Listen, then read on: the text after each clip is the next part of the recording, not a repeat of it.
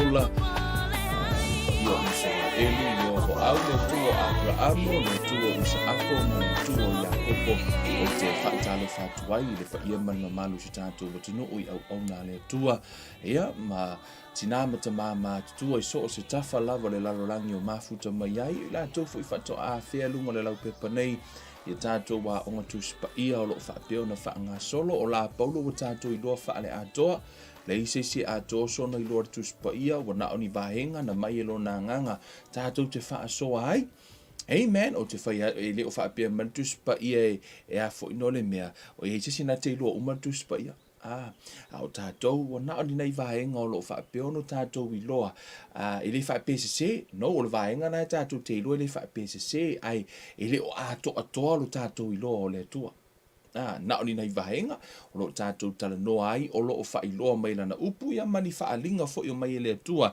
e ala lava i tutonu o lana upu o lo whaapeo na tātou wa o ina hai lo tātou atua o lo tātou o na hai whaatalo whatua ia te o tau ia nei a fiafi o i fo i whato a fia le ia le tātou polokalame nei ia o Kevin o Luivar nei ia mara tātou Bible Study dunga Kevin Life Ministry ia e whaatalo whatua mwhaafitai fo i tātou paanga a tātou ngaruenga whai o oilo e mafuta mai o lo e shiaina re tātou polokalame lunga lau timeline wa vea oi mawha manuianga o oi fo eratasi o pa anga re tātou polokalame o lo o iaile tatalo o lo talo e wha manuia ia te o tau umalava i o lo o shiaina re tātou polokalame lunga lau timeline mo i la tau fo i o lo o wha piona fisosoani me le tūlanga tau se leni le tātou ngaruenga o lo o iai fo tatalo mo o tau talo wha pito ai tu sai fo i ia ma le wha manuianga le atua tu sa malo o tau o stai ia maro tau lango i sauninga le atua e le ngata fo i lea yo i tātou yo tina mai la tau o lo o nofo tatalo ma le tātou polokalame whaafitai tele o au na le atua a whai lava o la vea i fo tātou polokalame i lau tatalo o le atua o lo o sila fia o ia e tau i a te oi e tu sa malau lango o le a lava le vaenga ai a whai fo i wa e langona le upu ma ua suia ai lo wolanga o le mea sili le nā. A whai wao ngā ai o i se ista ngata o e a vatu e le upo le ola. O ia o e lava le pā anga i ata i anu. Ia ke riso o sea. O leo tātou wa a ngā lue whaatasi o vatu le upu e le o atu ia se Bible Study ia i peua. Ho o atu la uia tau mawhainga i tangata o lau a inga ala ua e whaasoa i o le upu o au wo.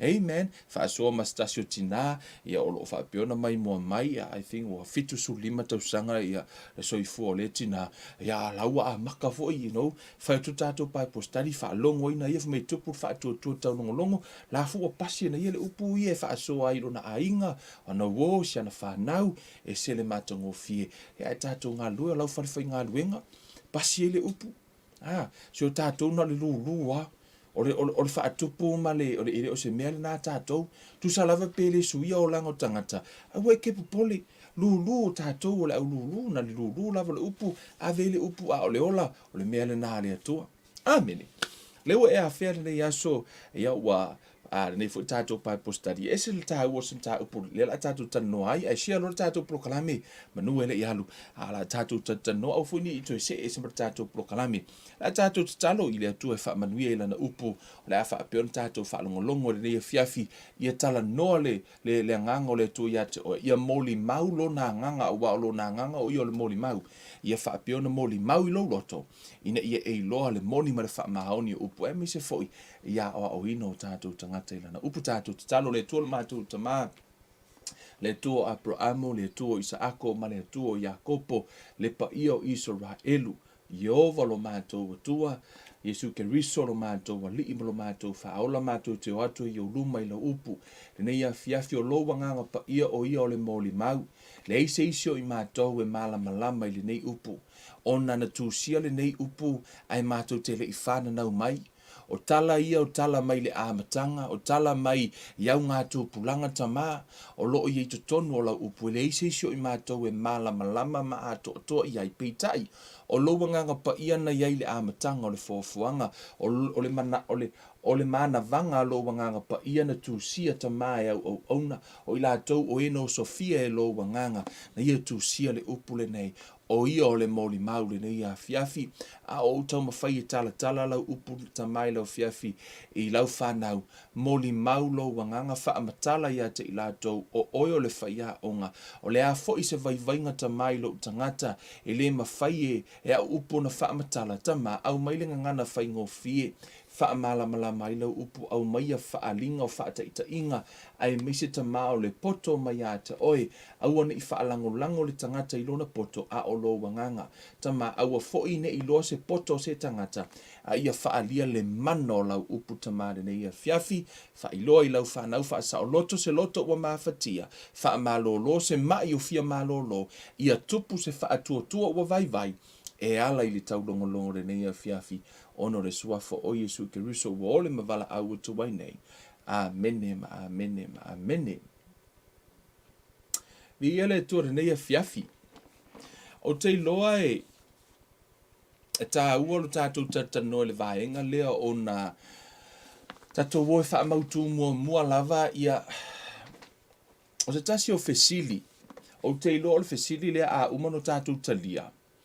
O le a mawhai loa o na whaingo fio na e wha atua i le atua. O na laua e lopo o i te wha atua i ai. Amene. A umanena tātou wha matalaina ia le fiafile nei ia ma e loa ai. Ia po o fiale mea e o le fesili pito i silia o fiale mea mai e au mai ai mai ma mala faanaatura. O la lava e le teimile nei. Ia o loo tua ia lava le atua.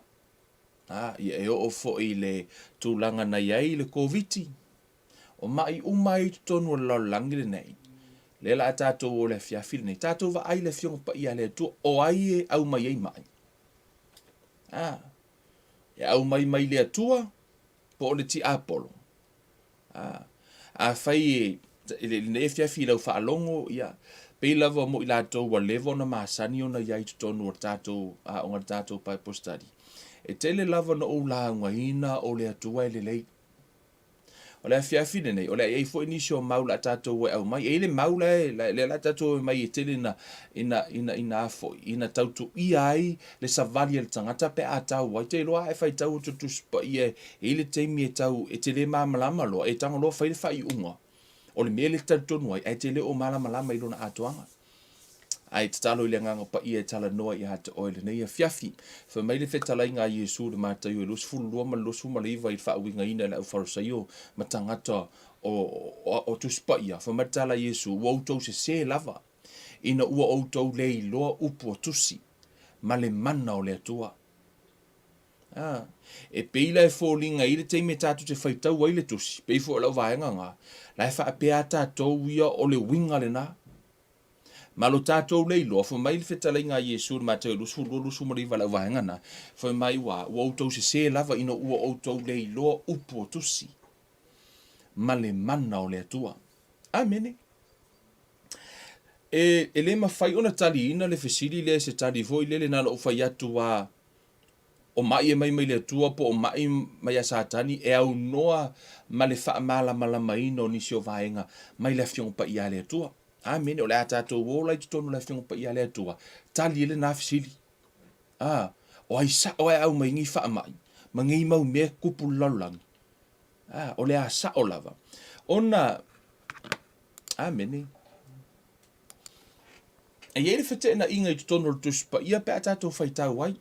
E ele teime te whaitau o tua i lisi mau le tuspa ia.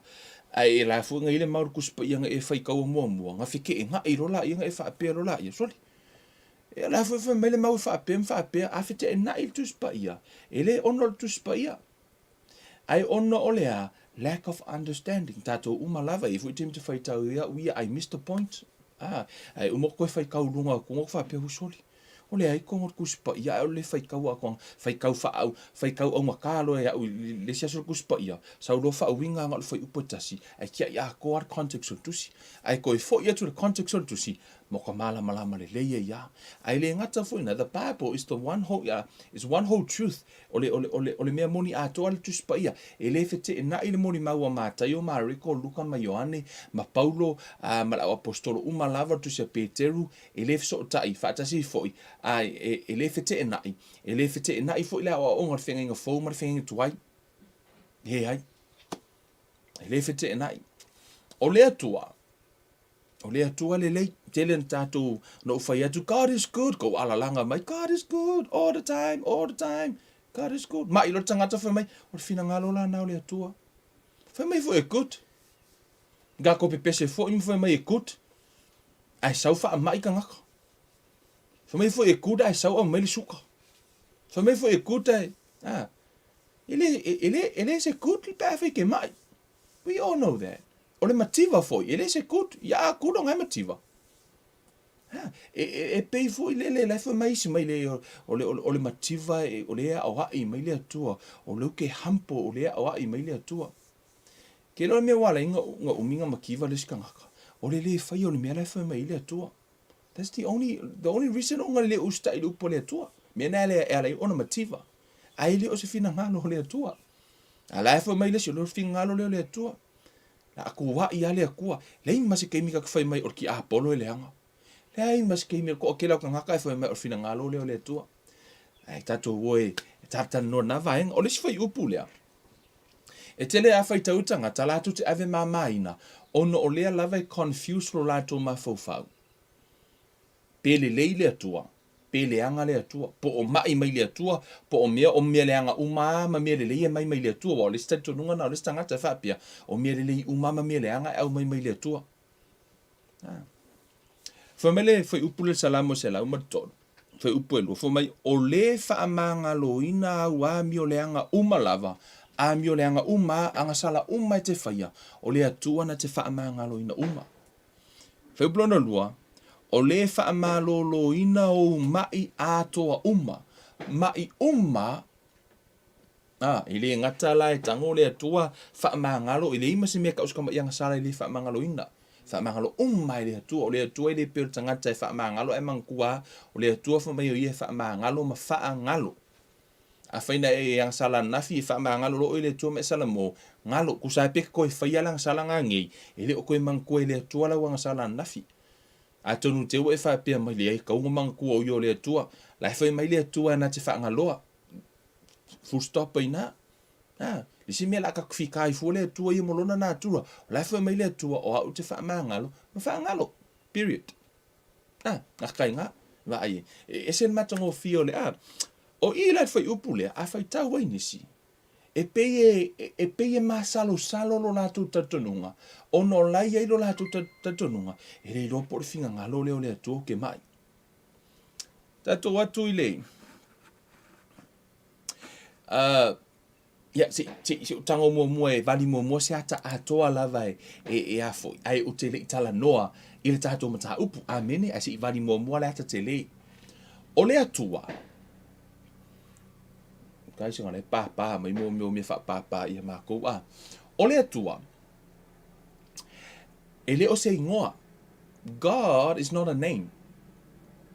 God is an office ia po ole tulanga o le atua po le upu atua o le tulanga le ala ia le atua o le atua e pe ole tulanga o le faife au upu pastor ia po le upu prophet ia po le upu apostle ia po ai lava se ia po ia fa pela apostle Kevin o Kevin lo ino o lo utulanga o le apostle ia po le prophet Kevin ia kuso Kevin lo ino o le prophet o tulanga fa pena fo le upu atua o le tulanga ele o se ngoa. It's not a name, it's a position po o le office check le la tatu i to tonu la tuspa ia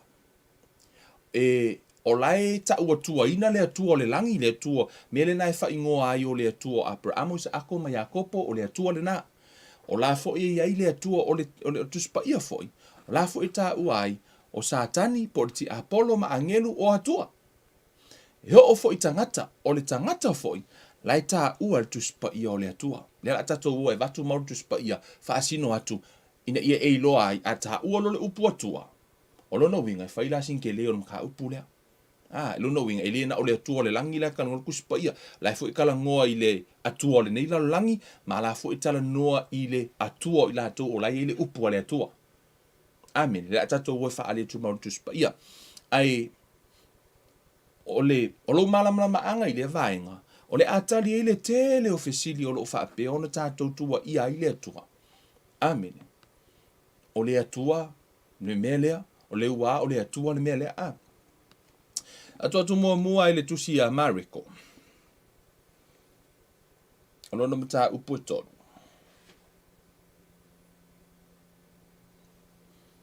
Fa upu e luas fulu fa solo le tatou faitau. Tu fa alongo fo tala le fa mai.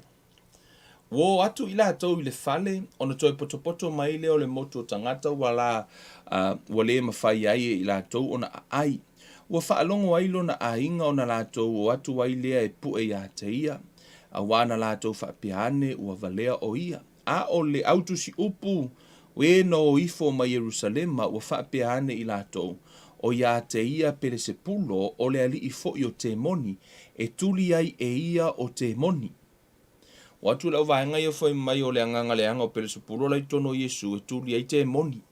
Fa mai lo tala Iesu wa vala au watu ia te ilato ona fetala ia tuai leo ia te ilato i fata oto.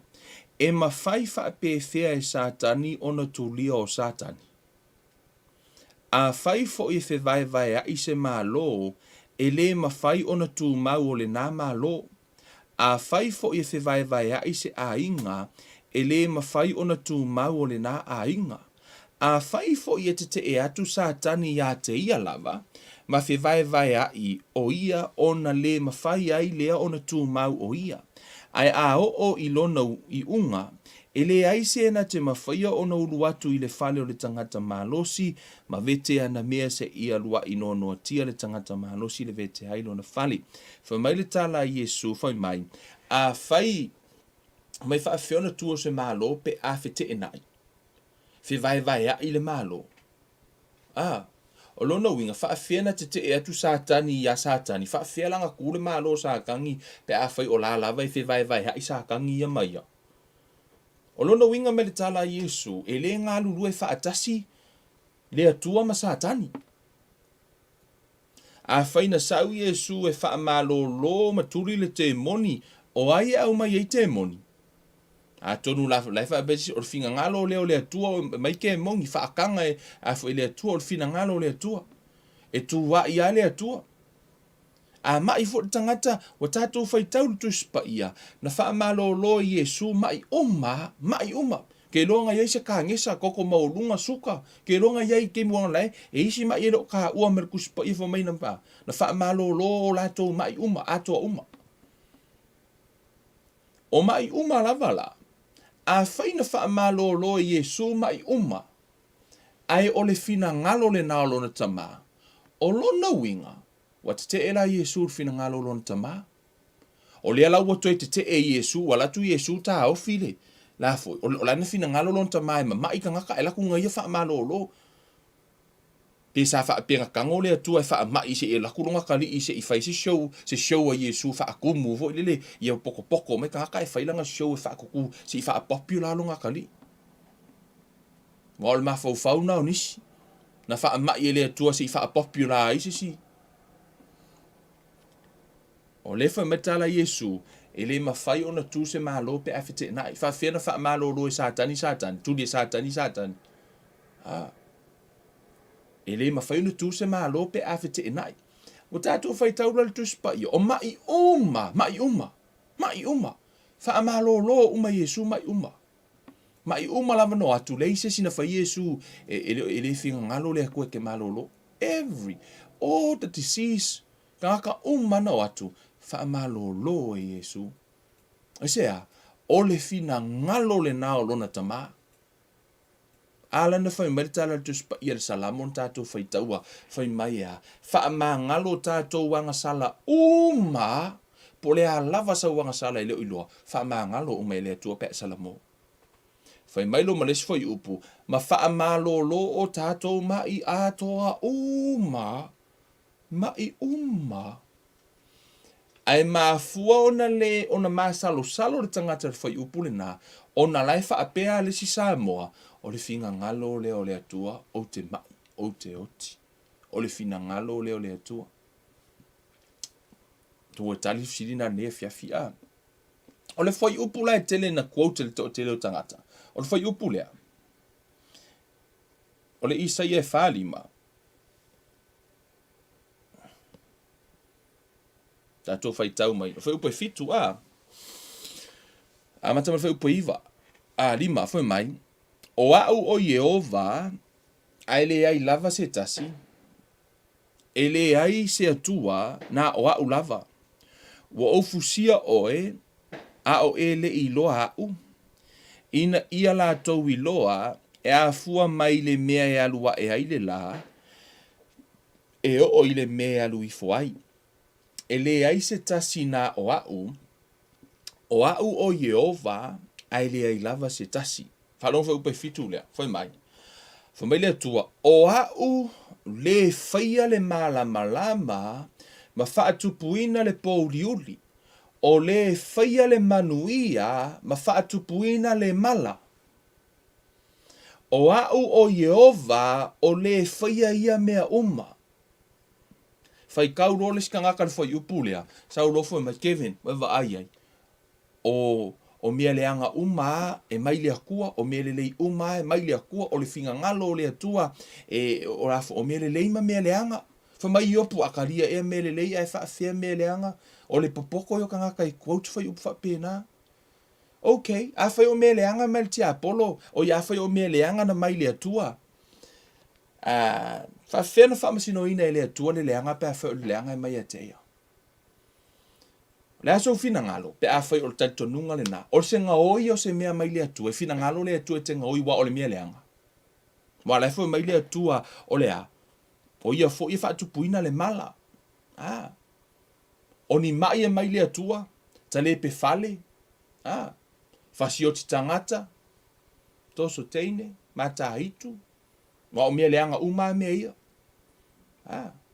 O mea uma lava nai, au wakako ke pole langa o mea mai le atua. Ma ima mea nai ne o mea mai le atua. O mala faanaatura o mea mai le atua. Le ale mea nala, ina ta haufi le atua e Iesu le matangi ino walu watu le vaa. A laiangi le matangi e latu Iesu ta haufi. Wate te e fo ila Iesu le fina ngalo lon tama. Te a failana mana o le atua e faahangi le makangi. Iesu, au kao fia lango le fina ngalo le atua. Ngaua e against le fina ngalo le atua. Awa e mai foi la. A fer fina ngalo le atua. Ai se ala le mea le ino le fo le fane mai. Ani me le tu a ule o fo mai lango fina ngalo na le atua. Wale na e tam fai te alu ese me fina ngalo le atua. A fer fina ngalo le atua mai. Ka koma mai i pe no fina ngalo la ngalo le atua. Ina foi upulea. E tele na ave tangata out of context. Fa mai tala tuspa ia o a o le faia le malama mfaatupuina le pouliuli o le faia le manuia mfaatupuina le mala o a o Yehova o le faia ia mea uma o le ale mala le tano tuspa ia I o le tala noa I le leanga I create the lights and make the darkness. I send good times and bad times. I, the Lord, am the one who does these things. Bad times. I create calamity. Nai whaonga mai lalo easy translation. Whaingo fia le tati. O le leanga le tano tuspa ia ima le mala le tano tuspa ia. O le mala o le whaamasinonga. The judgment. O le whaamasinonga le atua. O le atua. O ia o le atua ia e mala malama I vaenga I lau tamu whai whamatala. Tu totono tuspa ia. O le atua, o ia o le atua e pule hao I mea uma le atua. Amen. O ia o le atua. O le isi ona tūlanga, o ia o le whaamasino. Fo mai o ia o le whaamasino a mio tonu, e whailana whaamasinonga. Te tau ana whailana whaamasinonga. O le atua foi tono tuspa ia, fo mai o ia o le tamā. So le atua la, e pea le atua tangata fo I lele I whaateta inga. O le tangaka fo I lele, o la o ia tamā I lona a inga, I whailona to o lua malana whanau. Ai o ia fo I le whaamasino, o la whainga luenga whaamasino, o I whailana ngā luenga whaamasino. Ai pe fa pena ele tasi se tūlanga po se office e ile atua. O le atua la ia, pule au I mea uma, o ia e whaia le whai unga, o ia fo ia whaia ia le afo ile, le afo nume, ia le whai unga ia o se mata upu, ono o ia le whaamsino.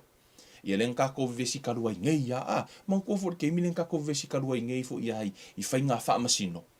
Ka ko mai ele o ka ko I whaamasingo, fa mai se, kuai ngā whai le whai unga le whaamasingo, whai, o re ka ko fia whaamasingo ia, te watu se a fo, se whati ta inga. O le whaamasino la. Me vesi a le sa moa uma I tu o vaenga I na tau whai nei. Na tātou whaatali umai le whaamasino na te whai le whai unga. A whai e na te le I whai se whai unga, e whai ngō fia anka ko whai aku, I si le la loa e se manu ngō fua whaamasingo. Ona fo o e te tauna whai le whai unga, wa lewanga fia mapu sa moa, whai a mai se whai unga. Tātou whaatali uma hai. Ia le sa mai whai unga, o le winga o lau tala, a whai na te le whai unga, o lo na winga I le o hio se whaamasino. Si le la la e se ala e se si. Wha pe na fo ila le keis lea. O le atua, o ia o le atua e whai le whaamasinonga. A whai na te le whai se whaamasinonga, e si le la lea, le aru ese, ai la ele stangata e whai le, e pe tau wha pe na le whaamtalanga. E pe auna le whai aloa, o lona winga wale e whai alona tiu te o I o le whaamasino. Peitai, o le atua, the Bible say he's not slack, o le atua e whaamaoni le atua. A whai fo ila le whaamasinonga le atua e tonu, tato atu tonu tu se kiedu. O le leanga po le mala le tano tu spa ia I, o le afoi, o le mala po le leanga o le whaamasinonga, the judgment. O le whaamasinonga le atua. I te tono tu si Ezekiel. Aleluia. O lona mata upu e lusfulua.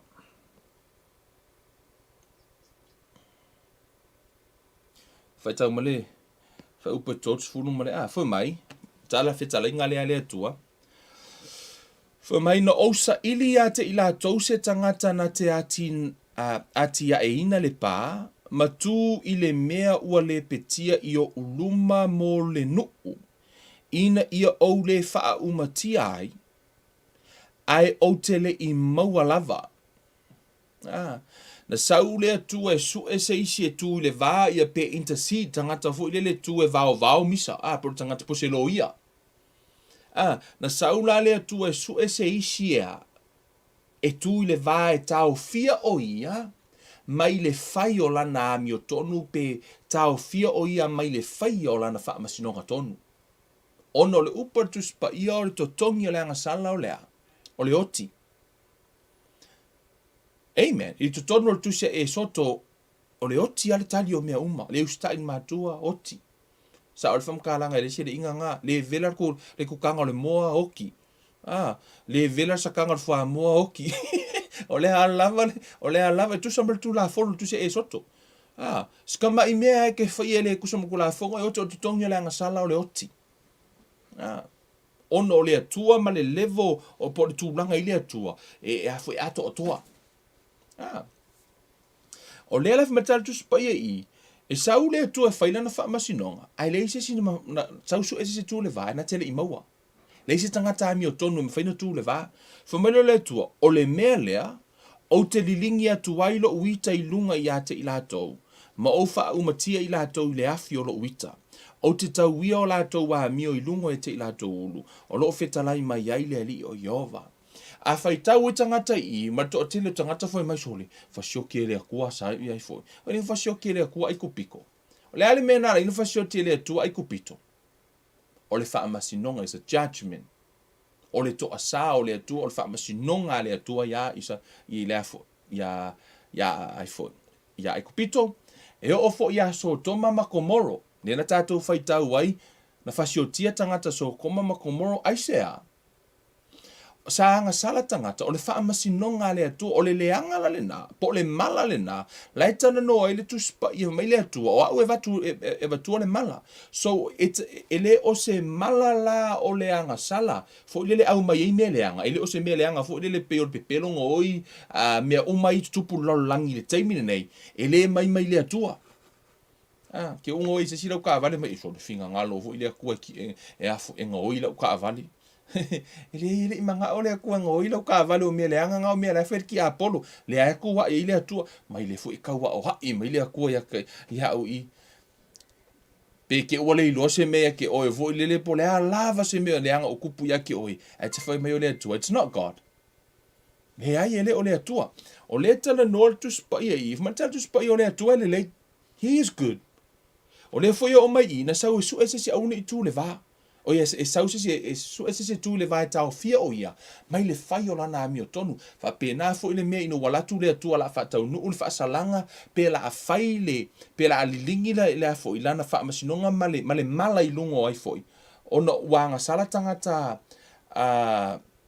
so toma makomoro sau le tua su e tu tangata mo ka malo ngo ya aplamo sau lo aplamo fi ngau male tua peikai ele au sia le finga wa apra amoringu mela e la via ia ile no fa pena fo i mose saule atua fo i lele wa o kanga ka ai sala elu wi fo i kupua kon e a fo e so to wa wo kanga ka i fo i kupua mo ko ko asale atua saule ko fa ya mose alu ese so kon ko fa yoki ma kanga I'll start a new nation of you ko maka masingu fo ya o kon fa yoki ma kanga ko le fia le atua on la nga sala kanga le anga sala o le toa sala o le atua i le anga sala o tangata o le mala le tano le tuspa ia o le mala i le whaamasinonga le atua ai se ale me mafua ina fai le whaamasinonga si ka kou si ka kalia filia ai se ale me ke ewa kūtanga ka whamasino e si ka ngaka ngofu ala e ola leo langa lelei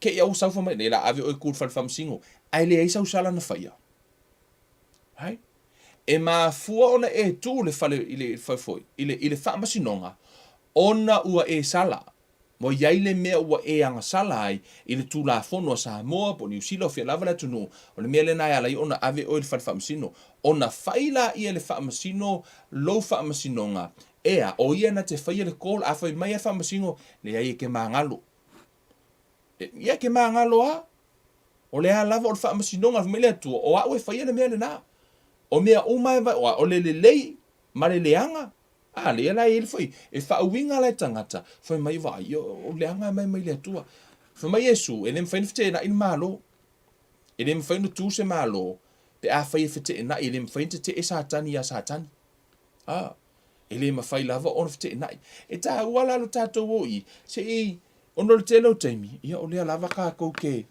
wa ia lava le tua ma ka ko pe pese ma fa pe atunga le lava ka ko ke ku ia le tua le lava ka ko ku ia le tua ma fa pe ku le tua yo o ele mafu ele mele o ele mafu ye tele ai na tato fa tali lava ile fa I unga o le tua na te fai o ia o le fa amasino ele ngata o ia o le fa amasino o ia foi o le atua amioton faila langa fa amasingonga ia ele polokiki la le fa amasingonga le atua ele ise fa au le atua le fa pe mai le atua o la kamalea ni ai te to mo ai fa manino va nga ia no tala no mo atuai o le atua tono tu se kielu tu se salamo amen se la usfuma lima foi basfuma leono fai mai o le langi lava e ia Jehova lea a ua tuuina mai e ia le lalo langi mo le whānau tangata fai mai o le langi lava e ia Jehova lea a ua tuuina mai e ia le lalo langi mo le whānau tangata na tango le atua tuu mai le lalo langi I le whānau tangata o le atua la I tono tu se kenese ia nai manino le amatanga e tātou wō pe iai tātou te, o mai la fionga pa ia le atua tātou te whaitau ia, ma le ia le tātou noa mai tonu la fionga pa ia le atua, i le amatanga whamena ia tu ina mai i le whānau a tangata. Mai le tusi le ake nese fa mai ona whetalaia na ile o le atua i nā tātou whai o tangata i lo tātou whaatusa ia fōlinga ia te i tātou ia pule fo i lātou i o le sami ma manu whelelei ma manu vai whā ma le lau ele uma a toa ma mea whetolofi uma whetolofi le ele ona whaia lea i le atua o le tangata i lona whaatusa o le whaatusa o le atua na ia whaia ai o ia na whaia e ia o i la ua o le tane male whawhine o whaamanu ia o whaamanuia fo'i e le atua ia te ila ua ma ua whetala i atu le atua ia te ila ua ia a whanawhanawia ma ia uruola ma ia tumu ai le lalolangi ia whaato i lalo iai ma ia pule i o le sami ma manu whelelei a toa ma mea ola uma e whetolofi i le ele. O lena ave i e le atua fo mai e pule le tangata pei fo'i ona pule o le atua for mai have dominion.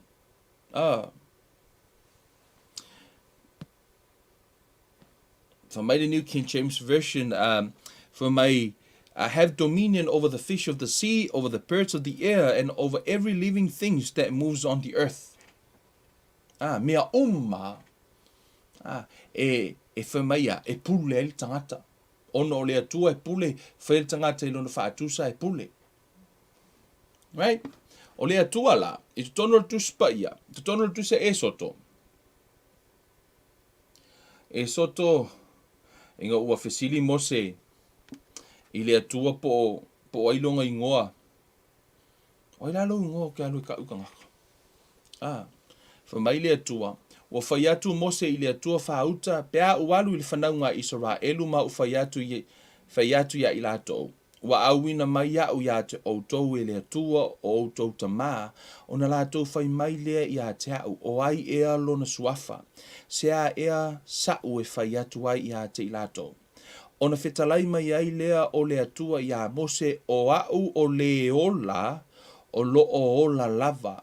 Ua ia whetalai mai fo'i e te whai atu i le whanaunga Israelu ia whaapea o au o le ola. O ia na awina mai au ia te outou. Ua toe whetalai mai fo'i le atua ia mose ia whaapea ona e whai atu i le whanaunga Israelu. Ua awina mai au ia te outou e Yehova le atua o outou tamā. O le atua o Abrahamo, o le atua o Isaako, o le atua fo'i o Iakopo, o lo'u ingoa le nā e whaavavau.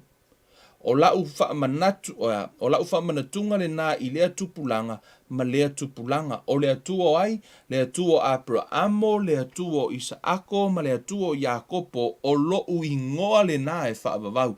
O ai lea tua le tātu te au nai, o lea tuo Abrahamo, Isaako, ma Iakopo. O le ingoa le nā o lea tua. Yehova le tātu te au nai. Amen. Ia. E ai le atua sa kapua i sa moa i la aso oi foi.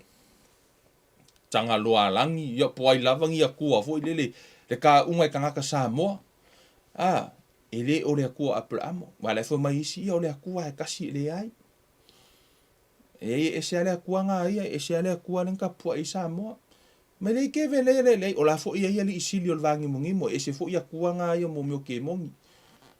Ai ese ia le atua ia o le atua Abrahamo, le atua Isaako o whaalongo whaapea nisi. Lei o tanga loa langi e kusa ma le atua, lei le tusa. Le o le atua le e alonga ingoa o le atua o le atua Abrahamo, Isaako ma Iakopo, le atua Israelu. Ia e foi ala, la foi ala langa la vaenga nga la ko tu o ingoa la ko tu ala. E le tutusa la ma le atua le atua Abrahamo, Isaako ma Iakopo. Ona le tasi se atua o ta ua tuspaia. O le atua ai o tuspaia le tano ai, o le atua le tatu tapua ai, o le atua fo le lok fa longo fo me fa avai sa moa. Le atua Isaako, o le atua Abrahamo, Isaako ma Iakopo.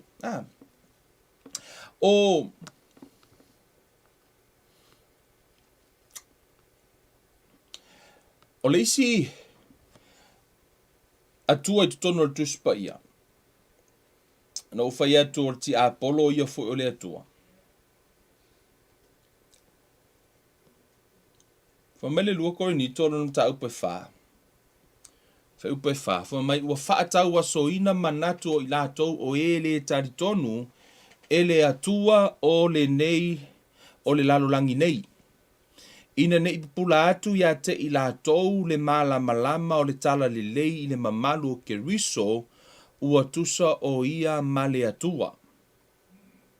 O le atua fo i le tā ua i, fo mai o le atua o le nei lalolangi.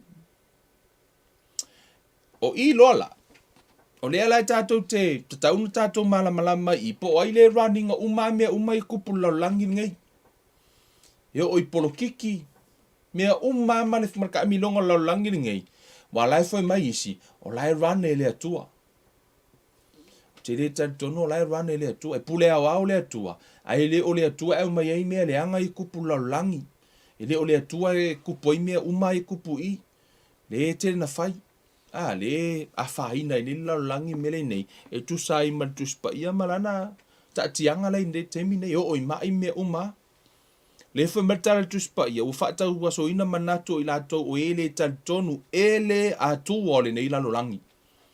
O ti Apollo fo o le atua. A lai fo mai Paulo, o le atua na o le lalolangi le nei, le kako ke iai. Au le kako ke a. O mea e kupu fo mai o finga ngalo le atua. O ai la le atua ngai fo mai e. Le atua o Abraham o isa ako mo Jakopo po o le ki Apollo. Le atua nei lalolangi. A fo ila mai o le tino, fe mai e. E tono le tusia Ioane. O lona mata upu e. E sfululua. Fa upa tosu matasi. Fa melfetala inga Iesu. O loo whaasala ina nei le nei lalolangi, e tulia nei le alii o le nei lalolangi. E fa ingofo e Iesu, o le alii o le nei lalolangi. Now is the judgment of this world, now the ruler of this world will be cast out. Fa ingoina Iesu le ti Apollo o le ruler, o ia lai rulinga le lalolangi. This is Jesus. O la lai tali tonu e Iesu. Fa mai fulfetala inga Iesu, the prince of this world will come and he has nothing in me. Fa inoa e Iesu le ti Apollo o le perenisi o le nei lalolangi. Fa ingoa e Paulo o le atua o le nei lalolangi. Ona fo o le ti Apollo o ia o le atua o lalolangi nei. O mea leanga umala e mai le ti Apollo o le pepelo o mai uma mawha mai uma e mai le ti Apollo. A o le nei lava atua i aile atua o Abraham o isa ako mai Jakopo. E ese mai le atua le mafua mai, le atua le raninga lalolangi. E ese le atua le tano tuspa ia, ese fo i le atua le raninga. O lala i le tonu ngō tangata fo mai Kevin. Pule awa le atua i mea uma. Yes, i unga kakarif silinga. Pule awa le atua i mea uma. O ia e pule i le amatanga ma le unga o mea uma.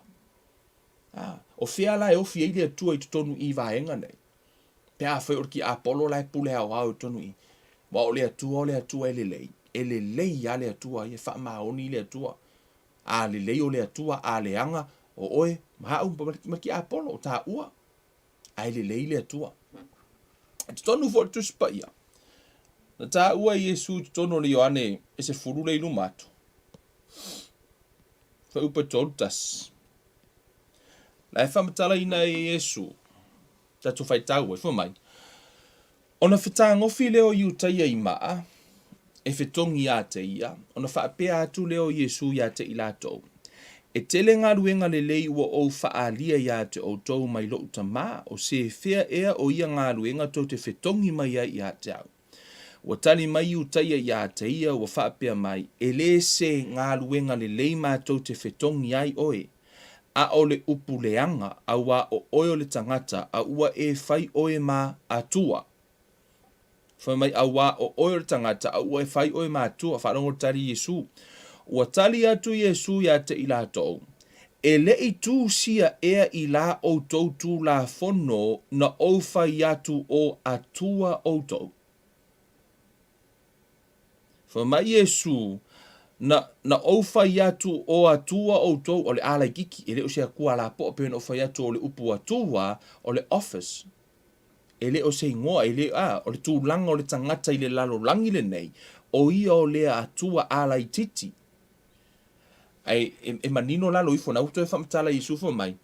A whaina tā ua e ia o atua ala kiki i la atou e ua iaile a fionga a le atua, which mean o tangata le na i le upu a le atua, na whaingoa ina i le atua i le tuspa ia i le tutono o salamo le akako aku iei, na whaingoa ina o atua ala kiki, whai mai, a whaina tā ua e ia o atua ala titi, i la atou e ua iaile a fionga a le atua ala poa, e le mawhai foi o na wha lea o ngā ina le tusi.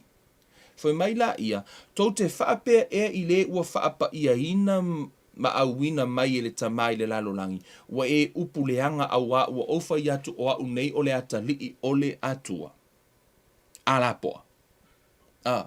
I tonu la le tuspa ia. O la etali tonu po la fo i to tonu o le au onga le tuspa ia. Le atua Abrahamo, isa ako ma Jakopo, o le atua o le nei lalolangi le ti Apollo, lai whaapongsa inga le ke leo maka o tangata, manisi fo i la hato lai mai mua mai. Ia, ma o lai whaapongsa ina, ia ai mese fo i o le atua o tangata. Fo mai tala le tuspa ia i, tala mo e vasu malua. O lo o tu le atua i le whaapotonga a le atua, o lo o whaamasino i luma o atua la iki. Lai tala noa ia tangata. Fo mai la ia, tau te whaamasino malele tonu se ia awhea, ma o tau whailonga ina e ua mioleanga se ia awhea. Ia o tau whaamasino ina e ua vai ma e matua oti, ia o tau ta ua mio tonu ina e ua puapua ngā ma e matistiva. Ia o tau whaaola i e vai ma e matistiva, ia o tau la vea ina i la tau aile lima o e a mioleanga. La tau te le i loa e le ma fau fo i la tau e sa vali pea i la tau i le poliuli, e whaangai e tia whaavai umo le lalolangi o au na o whaapea ane, o atua o tau alaititi, o whanau foi o tau uma a le sili ese. Ono o tātou o whanau a le atua, e tā ua la tātou o atua alaititi. Ia a kongu e ka ua kurole a kua wha apea ngisi, ai uoka whai ako le a kua le langi, e fo le ai, la fo i tanotus pa ia i o tau a mio atua, pe i o le atua. Fa mai la i o tātus pa ia, ai moni tau te oti lava e pe i o tangata, e pa u fo i o tau e pe i o se tasi ali, i oi, o ka kou atua, ai tātou te whioti e pe o tangata, i oi, onga o le atua la, le atua sisili e se le oti. A o ka kou fasi atua ala kiki. E oti. Le la tan rotus pa ia. O le atua la. Ia tato atu mua e valisi si ata le na tatou e le tusia kenese wa ave le pule e le atua tangata e pule ai. Ai o mai i tono le tusia luka lo nam ta upe fa foi upe ono. Ai saudu ti Apollo tofo Iesu i foi mai. O na whai mai eile o te Apollo ia te ia o te avatua ia te oele nei pule uma. Ma lo la tau mamalu a wā ua tuuina mai ia te au o te avatu ai foi i le o te manao i ai. Whamariti Apollo o le pule na tuuina atu ia te ia. Ia, whapupu whamtalanga. Ia, na to i lalo le tangata i le ti Apollo. O na mauaila i le ti Apollo le pule. O le ti Apollo le tominia le sa pule ai le tangata. E le o toi pule ai le tangata. O le ua pule ai le ti Apollo i le poliuli. Sau lola i o le tusia kolose. O lona mta upu mua. Fai upu sfulu lua. E a nga i le fai upu sfulu ma lima o te fai tau whapea. Te mana e te oe vali na i vahenga i what tato Bible study. We study the Bible. Fai mai. O lo fetala i atu i le tamā wana saunia i tātou ono tofusia, i tātou i le tofi o le aupa ia o i le malama. O ia wana la vea i mai a te i tātou nai le pule, a le poliuli. For my he has delivered us from the power of darkness. Amen. One translation from the dominion of darkness. Mai le pule a le pongisa. O le lalolangi la, malona ta amilongo, mea leanga aumai kupu lalolangi. Le tua ia i le atua. E le o se fina ngalo o le atua. Ai a fai te iwa iai se mea, ni mala ma mea lei nei, o le fesili, ai se a, o le whaamasinonga le atua. A o le atua, o ia o le atua le lei, i tono le lua te Salonia, na to atuai. Lua te Salonia lon ta upe lua, foi upe fitu. Whamatala tuspa ia awa o lo o ngalue nei lava le mea lilo, ale a mio leanga na ona se ia ave e sea le o wha alave lave. E o maltemi nei o la lava e ngalue le a mio leanga. Na lava e fai lava ko ngafikir ki a Apollo temi nei ia matatu tua ia I lava le atua. Tono le mua Ioane, I'll give you scripture ina ia eiloa. Le o I tua o mea uma e tupu. Wha mai o mea uma. Le tupu tātou wolanga. Fo mai, o I lato umo e taritonu o Iesu o Kiriso lava lea ua whanau mai I lato mai lea tua, o I lato uma foi o e alolofa I le ana le whanau, e alolofa foi I lato I lana whanau. O le mea lava le nei, o tātou I loa ai, e alolofa I tātou I le whanau a lea tua, pe a tātou alolofa I lea tua, ma tausi I ana poloa inga. Let's read verse 5 for mai.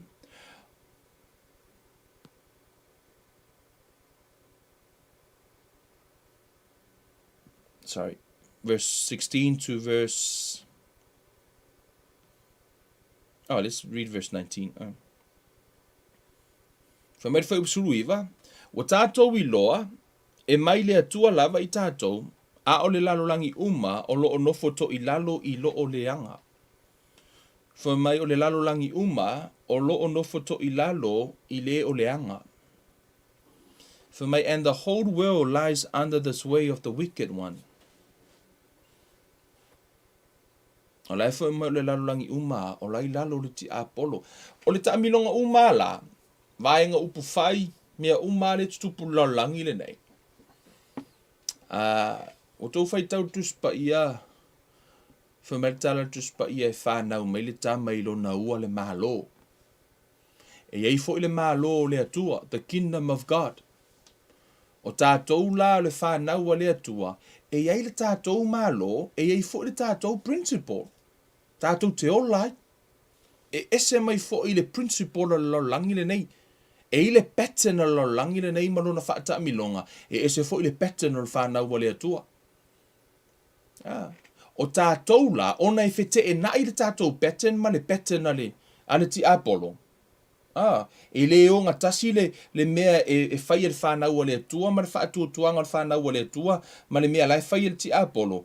Mea le nai ala ina tala noa, mai le tusi lea ale lua te Salonia fa mai, a wā olo o ngalue nei lava le mea lilo ale amio leanga, na ona se ia ave sea le o whaalave lave. Ko kei lo ole e kalesia le whaalave lave le plokalame ki Apollo ke milingai.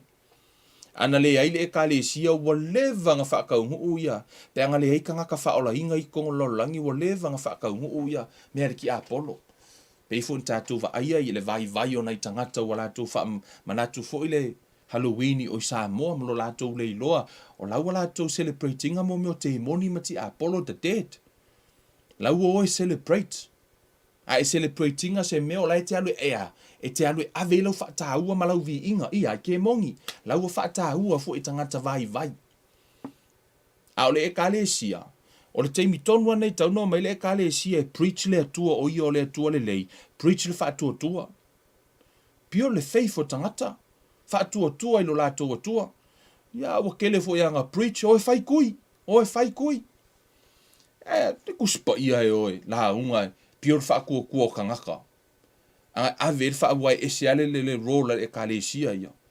E kalesia in ko fia le atua, po le ama le ao, la i lana principle mo lana whanau, e sa vavali lana whanau.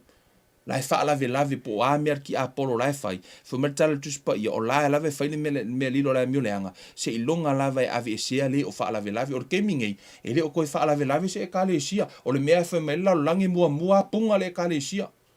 O I le mua punga kari kongunga. E mua I luma kari kongunga e oea. Lango uma me whamela langi.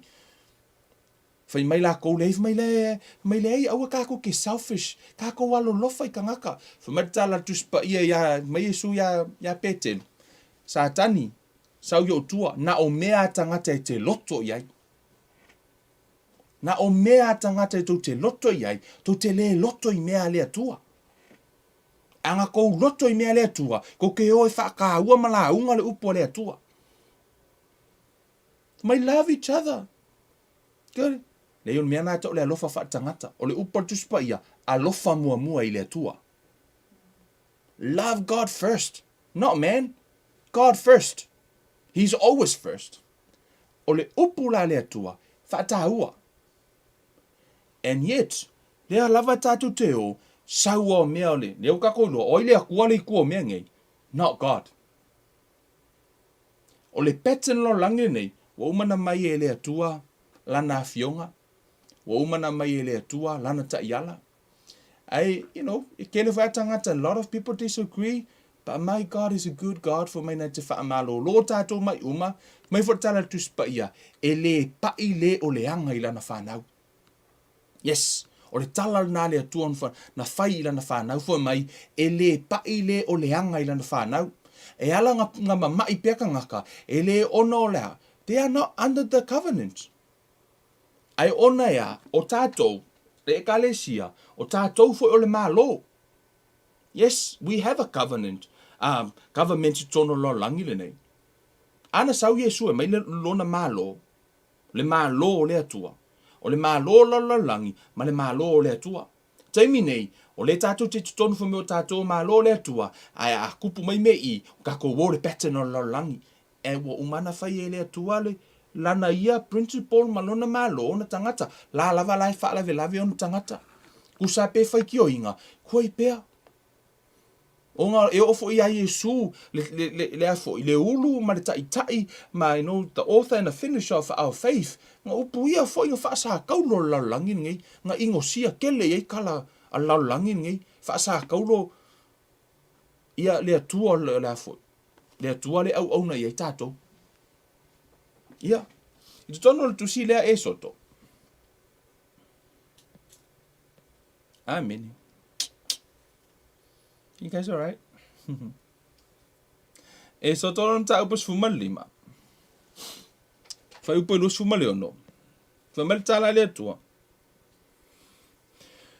Wa fetala I mai foi. A fai e te matua fa alongo I le leo Yehova lo watua. Ma e fai le a mio tonu I ona luma. Ma e wai mai o talinga I ona yana polo inga. Wai o talinga yana polo inga. Ma e tausi ana sauninga lava. O te le tuuina atu ia te oe se tasi o ia mai, na o tuuina atu ia ai kupito, a wā o au o Yehova o lena te whaamalolo ina oe. A whai tātou te sāwa vali e tusa ma le upua le atua, tātou te leo kalangoa ui lau langi, leo kalangoa ui tangata u whaolaina ma tangata o lai matata ui a Yehova ma tangata o lo lātou watua, le atua o Abrahamo I sa ako ma Iakopo. Le atua na whaia le langi ma lau langi. O lo watua, na whai mai lo watua ia te oe, a whaia te tausi ana fionga. Le a whai le tātou te au ona I le atua, whamai e le o mai mai a te tātou. O iana te whaamalolo ino tātou mai uma. E ala lana tātou mamai. Simple ale tati. Tātou leu statai le upo le atua. Wa tātou leu statai le principle na au mai le upo le tātou. Tātou atua. Le atua le tātou te au nai. E le e kau le su e se kali se sia me e maua umai kong tu spa ia le tadi. Fa mai le tala le tu sia Ioane. Fa mai e le o foi. Tanu mo mo le Ioane li mana.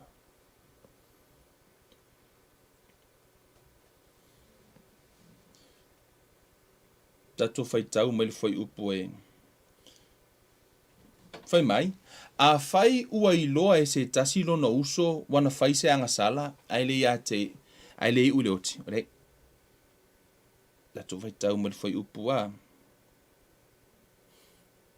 Lea fai upo se fuma le valma sumariva. Fai mai. Wa tātou iloa e le angasala se tasi o e whanau mai le atua. Whanau a le atua.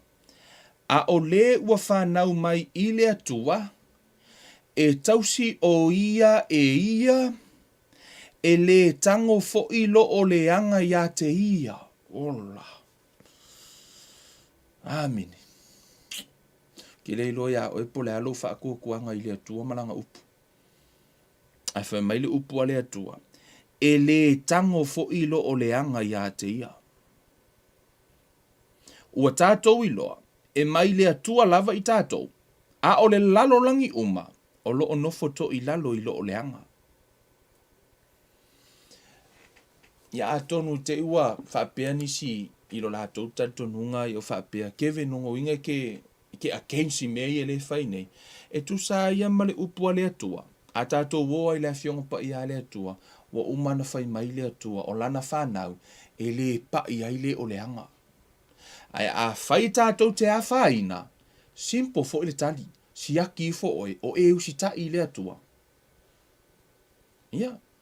E wai mafua o na tātou mamai o tātou le usta I le atua, o tātou soli na na fionga. Ai a tātou usta ta I o tātou o tangata o le malo o le atua, o tātou o le whanau o le atua, a tātou muli muli ala ilana upo tātou o tangata o le atua. E wha malo lo ma wha maitala le atua, e le pai le o le anga ia te oi.